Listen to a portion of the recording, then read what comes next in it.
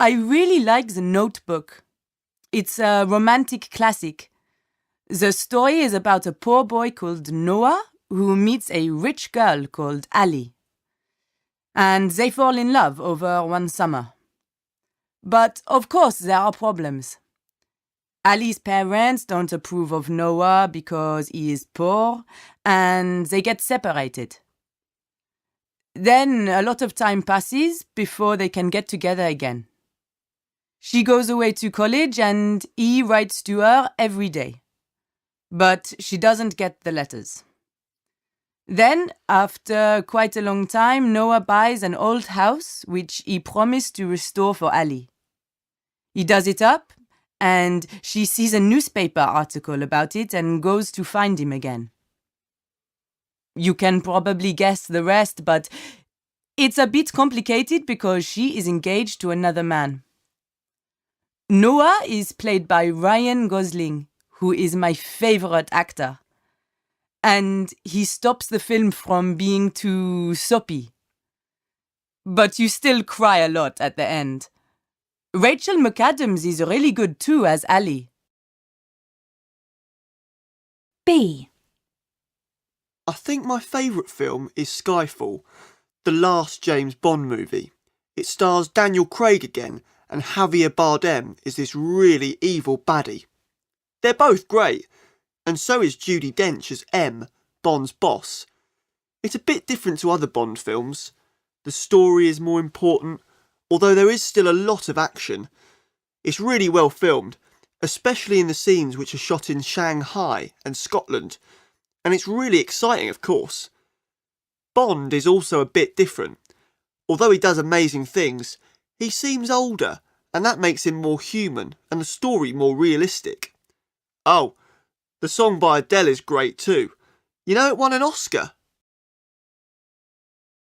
C. It's not a very recent film, but I love Pride and Prejudice. The version with Keira Knightley as Elizabeth Bennet and Matthew McFadden as Mr. Darcy.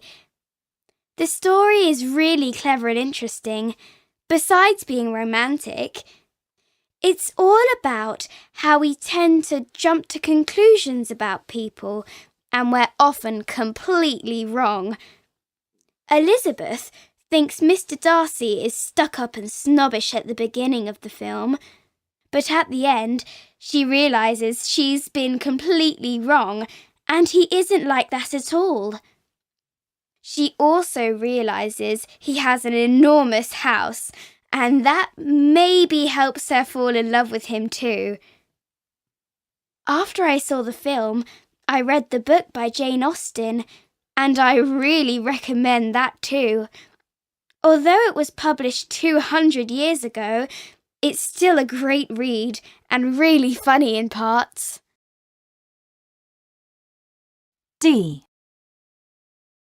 My favourite film has to be The Matrix. Even though it was made back in 1999, it still feels really modern. It's about this ordinary man, Neo, played by Keanu Reeves, who works with computers during the day and is a hacker at night. One day, he is contacted by a woman who introduces him to a very strange man, Morpheus.